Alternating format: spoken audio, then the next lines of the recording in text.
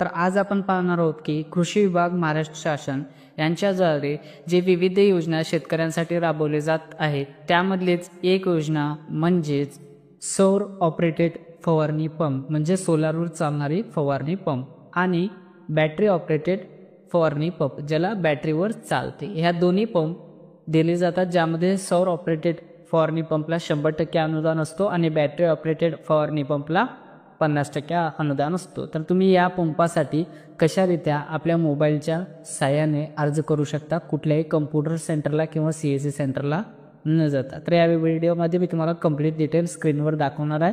तुम्ही अशा प्रकारे तुमच्या मोबाईलमध्ये करू शकता। तर कुठलाही उशीर न करता चला मग सुरू करूया। त्याबद्दल जर तुम्ही आपल्या चॅनलवर नवीन आला असेल आणि आतापर्यंत आपल्या चॅनलला सबस्क्राइब केला नसेल तर आत्ताच आपल्या चॅनलला सबस्क्राइब करा आणि बेल आयकॉनवर क्लिक करा जेणेकरून अशाच महत्त्वपूर्ण व्हिडिओ तुम्हाला आपल्या चॅनलवर पाहायला मिळत राहील। तर चला मग सुरू करूया।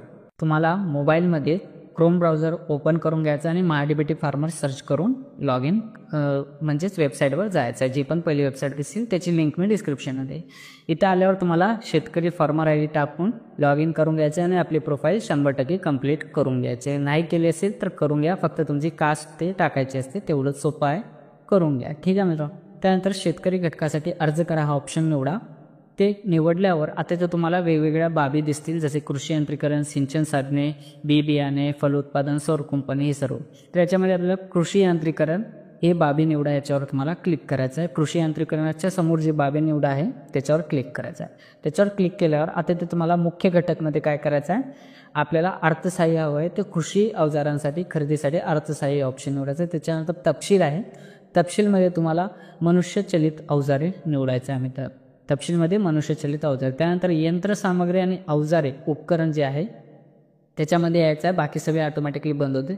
याच्यामध्ये तुम्हाला पीक संरक्षण अवजारे हे ऑप्शन निवडायचं आहे, इतर कोणताही निवडायचं नाही। ठीक आहे मित्रांनो। आपल्याला आता फवारणी पंपसाठी हवं आहे तर पीक संरक्षण। त्यानंतर मशीनचा प्रकार आहे, याच्यावर तुम्हाला क्लिक करायचं आहे। आता इथं लक्ष द्या मित्रांनो, इथं दोन आहेत, एक मॅन्युअल स्प्रे मॅपस्कॅप ज्यालाच बॅटरी ऑपरेटेड स्प्रे म्हणतात आणि दुसरा आहे सौर पंप स्वयंचलित सौर पंप। ठीक आहे मित्रांनो, त्याला स्वयंचलित नॅपस्कॅप फवारणी पंप म्हणतात, जे लास्टला आहे। बॅटरी ऑपरेटेड आहे म्हणजेच बॅटरीवर चालणारे कृषी पंप, याला तुम्हाला 50% अनुदान भेटते आणि जे सौरचलित आहे सोलार पंपवर चालणार आहे म्हणजे सोलार पंप, ते याच्यावर तुम्हाला 100% अनुदान भेटते। ठीक आहे मित्रांनो, तुम्हाला जे हवं ते तुम्ही इथे निवडून द्यायचं आहे। त्यानंतर इथं पूर्वसंमतीवर क्लिक करायचं आहे आणि जतन करा बटनावर क्लिक करायचं आहे आणि ते तुम्हाला घटक अर्ज समाविष्ट केला आहे असं आलं की यस करून टाकायचं आहे मित्रांनो। यस केलं की आता तुम्हाला वापस घटक अर्ज निवडा याच्यावर यायचा आणि इथं अजून तुमचा अर्ज सादर झाला नाही, इथं तुम्हाला अर्ज सादर करा या बटनावर क्लिक करायचं मित्रांनो। ठीक आहे, याच्यावर क्लिक केला की आता तुम्हाला इथं काही मेसेज येईल, इथं ओके करून टाकायचं आहे। ओके केलं आता तुम्हाला काय करायचं, पहा या बटनावर क्लिक करायचं। ठीक आहे मित्रांनो, पहा बटनावर क्लिक करा। पहा बटनावर क्लिक केल्यावर तुम्ही जे जे घटक निवडलेले आहे ते सर्व घटक इथे दिसतील।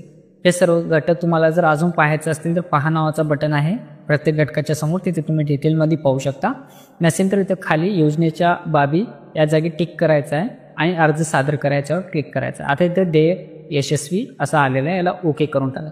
जर तुम्ही याच्या अगोदर बी बियाणे म्हणा किंवा इतर कोणतीही म्हणा या आर्थिक वर्षात तुम्ही या पोर्टलवर अर्ज केलेला असेल तर तुम्हाला पेमेंट लागणार नाही। पण तुम्ही जर पहिल्यांदा पेमेंट केला आला असेल आणि पेमेंट केला नसेल, कोणत्याही बाबीसाठी अर्ज केला नसेल तर तुम्हाला 23 रुपये 60 पैसेचा पेमेंट करावा लागेल। एकदाच करायचा असतो, त्यानंतर तो वर्षभरासाठी चालतो। अशा रीत्या तुम्ही सुद्धा घर बसल्या सोलार पंप म्हणा किंवा बॅटरी ऑपरेटेड पंप म्हणा